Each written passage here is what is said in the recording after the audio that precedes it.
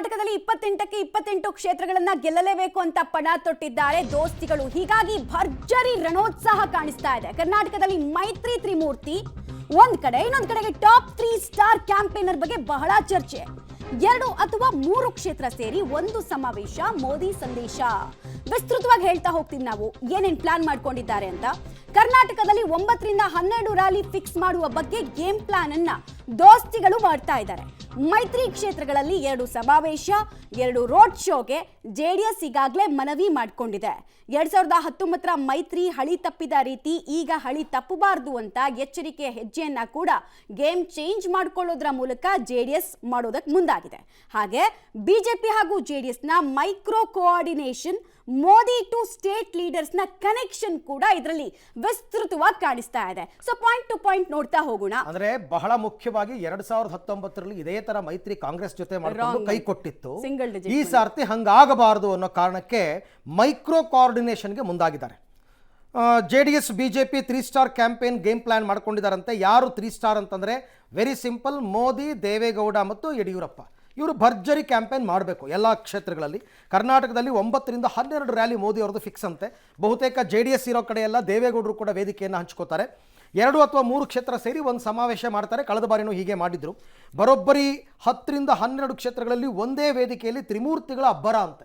3 ಜನ ಇರ್ತಾರಂತೆ ಬರೋಬ್ಬರಿ 10 ರಿಂದ 12 ಕ್ಷೇತ್ರಗಳಲ್ಲಿ. ಅದರಲ್ಲಿ ಕೋಲಾರ, ಮಂಡ್ಯ ಅಂಡ್ ಹಾಸನ ಕೂಡ ಇರಬಹುದು.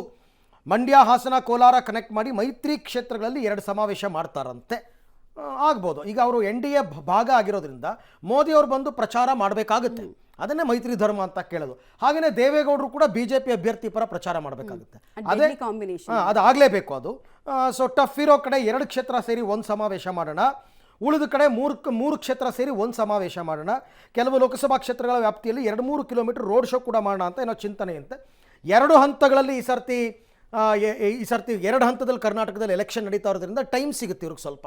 ಅದರಲ್ಲೂ 2ನೇ ಹಂತ ಮೇ 7ನೇ ತಾರೀಕು ಪೂರ್ತಿ ಉತ್ತರ ಕರ್ನಾಟಕದಲ್ಲೇ ಇರೋದ್ರಿಂದ ದಕ್ಷಿಣ ಕರ್ನಾಟಕದ ಮೇಲೆ ಇವ್ರು ಫೋಕಸ್ ಮಾಡಬೇಕಾಗಿರೋದು ಮೈತ್ರಿ ಕ್ಷೇತ್ರಗಳು. ಹಾಗಾಗಿ ಎಲ್ಲ ಈ ಹಂತದಲ್ಲಿ 26ನೇ ತಾರೀಕು ಒಳಗಡೆನೆ ಮುಗಿದು ಹೋಗುತ್ತೆ.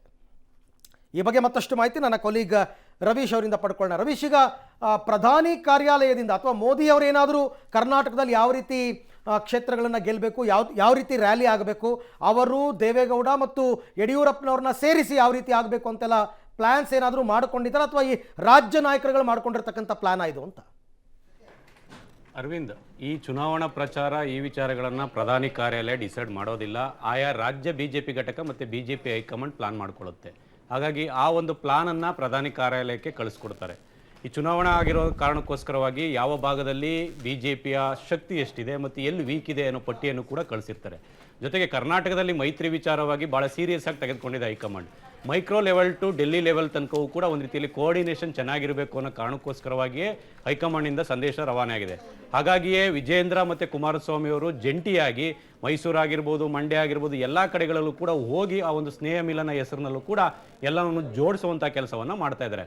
ಯಾಕೆಂದರೆ 2019ರ ಚುನಾವಣೆಯ ಸಂದರ್ಭದಲ್ಲಿ ಇದೇ ಕಾಂಗ್ರೆಸ್ನ ನಾಯಕರುಗಳು ಮತ್ತು JDSನ ನಾಯಕರುಗಳು ಕೂಡ ಮೈತ್ರಿಯನ್ನು ಮಾಡಿಕೊಂಡಿದ್ರು. ಆದರೆ ಗೆದ್ದಿದ್ದು JDS ಒಂದು ಮತ್ತು ಕಾಂಗ್ರೆಸ್ ಒಂದು. ಹಾಗಾಗಿ ಕೋಆರ್ಡಿನೇಷನ್ಸ್ ತಳಮಟ್ಟದಲ್ಲೇ ಕೂಡ ಇರಲಿಲ್ಲ. ಹಾಗಾಗಿ ಮೈಕ್ರೋ ಲೆವೆಲಲ್ಲಿ ಒಂದು ರೀತಿಯಲ್ಲಿ ಕಾರ್ಯಕರ್ತರು ಜೆಲ್ ಆದರೆ ಅದು ಅನುಕೂಲ ಆಗ್ಬೋದು ಅನ್ನೋ ದೃಷ್ಟಿಯಿಂದ ಸುಮಾರು 11 ರಿಂದ 12 ಕ್ಷೇತ್ರಗಳ ಮಟ್ಟಿಗೆ ಈ ಒಂದು ಮೈಕ್ರೋ ಲೆವೆಲಲ್ಲಿ ಒಂದು ರೀತಿಯಲ್ಲಿ ಕೆಲಸ ಮಾಡೋದಕ್ಕೆ ಸೂಚನೆ ಕೊಟ್ಟಿದ್ದಾರೆ. ಆ ಕಾರಣಕ್ಕೋಸ್ಕರವಾಗಿ ಆ ಕ್ಷೇತ್ರಗಳಿಗೆ ಸಂಬಂಧಪಟ್ಟಂತೆ ಮೋದಿ ಹೇಗಿದ್ರು ಕೂಡ ಬಿಜೆಪಿಯ ಸ್ಟಾರ್ ಕ್ಯಾಂಪೇನರ್ ದೇಶದಲ್ಲೇ, ಜೊತೆಗೆ ಕರ್ನಾಟಕದಲ್ಲಿ ಯಡಿಯೂರಪ್ಪನವರು, ಜೊತೆಗೆ JDSಗೆ ಸಂಬಂಧಪಟ್ಟಂತೆ ದೇವೇಗೌಡರು, ಅದರಲ್ಲೂ ಕೂಡ ಒಕ್ಕಲಿಗ ಪ್ರಾಬಲ್ಯ ಇರತಕ್ಕಂಥ ಕ್ಷೇತ್ರಗಳು ಹಳೆ ಮೈಸೂರು ಭಾಗದಲ್ಲಿ ಅವರ ಪ್ರಭಾವವೂ ಕೂಡ ಇದೆ.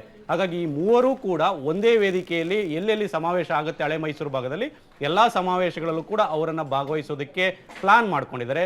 ಈ ಪ್ಲಾನನ್ನು ಬಿಜೆಪಿ ಹೈಕಮಾಂಡ್ ಈಗಾಗಲೇ ಒಂದು ರೀತಿಯಲ್ಲಿ ಬೇರೆ ಬೇರೆ ರೀತಿಯ ತಂತ್ರಗಾರಿಕೆಗಳನ್ನು ಮಾಡಿ ಯಾವ ಪ್ಲೇಸಲ್ಲಿ ಫಿಕ್ಸ್ ಮಾಡಬೇಕು ಅನ್ನೋದ್ರ ಬಗ್ಗೆ ಕೂಡ ಫೈನಲ್ ಮಾಡ್ತಾ ಇದೆ. ಅಂತಿಮವಾದ ಬಳಿಕ ಅಂದರೆ ಇವತ್ತು ಅಧಿಸೂಚನೆ ಪ್ರಕಟ ಆಗಿದೆ. ಹಾಗಾಗಿ 3-4 ದಿನಗಳಲ್ಲಿ ಆ ಒಂದು ಪ್ರಕಟಣೆಯು ಕೂಡ ಒಂದು ರೀತಿಯಲ್ಲಿ ಅಧಿಕೃತವಾಗಿ ಘೋಷಣೆ ಆಗುತ್ತೆ. ಹಾಗಾಗಿ ಯಾವ ಕ್ಷೇತ್ರಗಳಲ್ಲಿ ಪ್ರಮುಖವಾಗಿ ಆ ಒಂದು ಮೋದಿ ಮತ್ತು ದೇವೇಗೌಡರು ಮತ್ತು ಯಡಿಯೂರಪ್ಪನವರು ಒಟ್ಟಾಗಿ ಪ್ರಚಾರ ಮಾಡ್ತಾರೆ ಅಂತ ಕೂಡ ಗೊತ್ತಾಗುತ್ತೆ. ಅರವಿಂದ್, ಓಕೆ, ಥ್ಯಾಂಕ್ ಯು ತಮ್ಮೆಲ್ಲ ಮಾಹಿತಿಗೆ ರವೀಶ್, ಧನ್ಯವಾದ.